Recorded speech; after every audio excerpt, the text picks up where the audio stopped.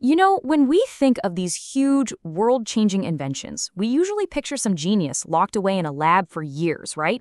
Planning every single step. But what if I told you that some of the biggest discoveries in history weren't planned at all? What if they were just complete accidents? Yeah, just think about that for a second.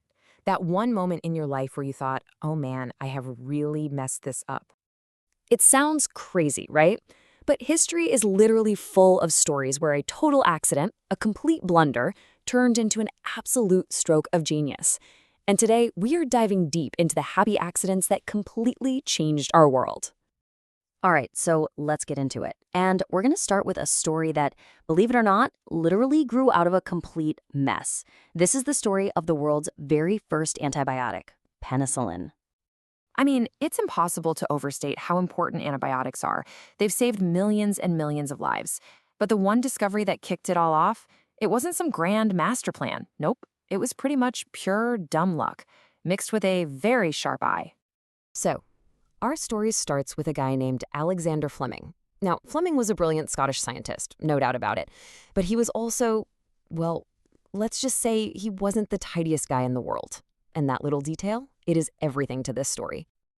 Okay, so picture this. It's 1928. Fleming gets back to his lab after being on vacation, and he finds this petri dish he'd forgotten to clean. And it's moldy.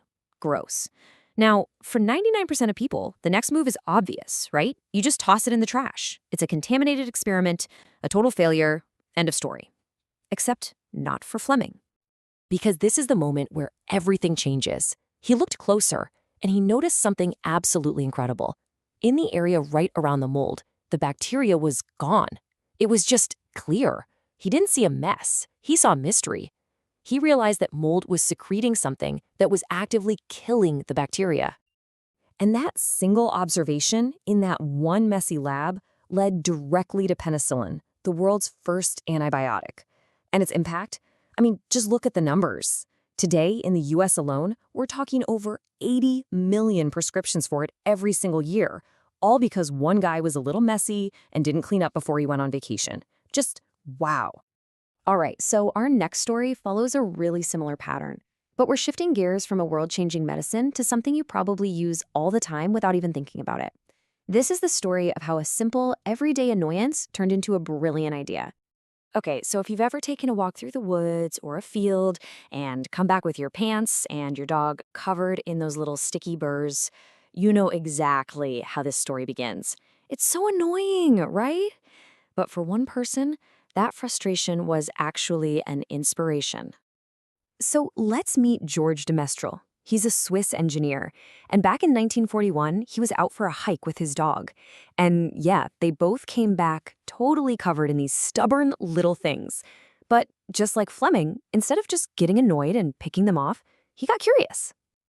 And here we go again. This is that same crucial moment. He didn't just throw the burrs away. No, he decided to investigate. He actually put them under a microscope, and what he saw blew his mind. They were covered in thousands of tiny little hooks that were perfectly designed to grab onto the loops in his pants.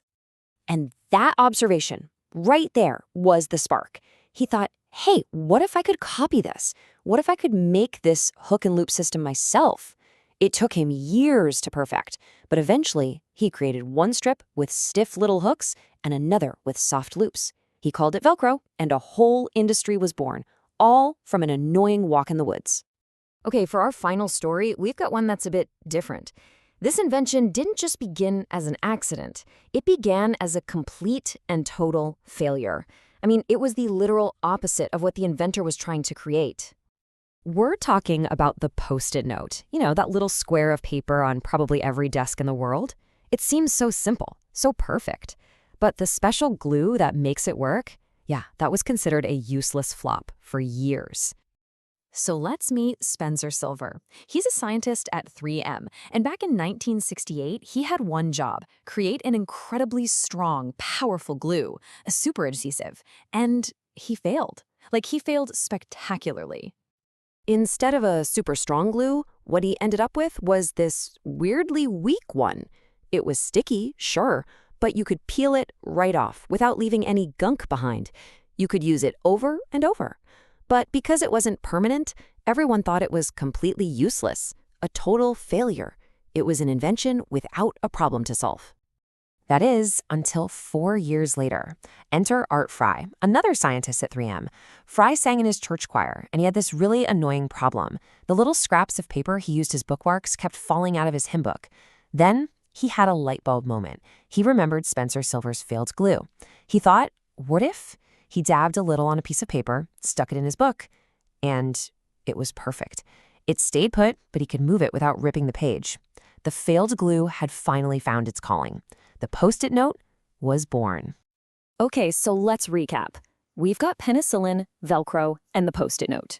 3 totally different inventions from different eras, solving different problems, but they all started as mistakes. So what's the common thread?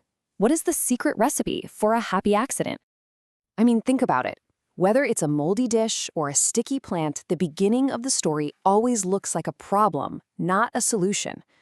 But what's really interesting is that in every single case, it was the inventor's response that made all the difference. And it really seems to come down to 3 key ingredients. First, you've got the unexpected event, the mistake, the accident. Then, second, you have a moment of real observation, of actually seeing what's happening. But the final piece, the catalyst, is the most important. A curious mind. The kind of mind that asks, wait, why did that happen? Instead of just, cleaning up the mess and moving on. Because when you really think about it, the accident itself isn't the magic. I mean, tons of scientists had messy labs. Anyone could have gotten burrs stuck on their clothes. That's not what's special here. No, the real magic is in the response. It's in the curiosity, the observation, and the simple refusal to just throw away something interesting just because it wasn't what you were looking for. So I guess that leaves us with a question for you. The next time something goes completely wrong, when your project fails or things just don't go according to plan, maybe remember these stories. Just pause for a second. Take a closer look.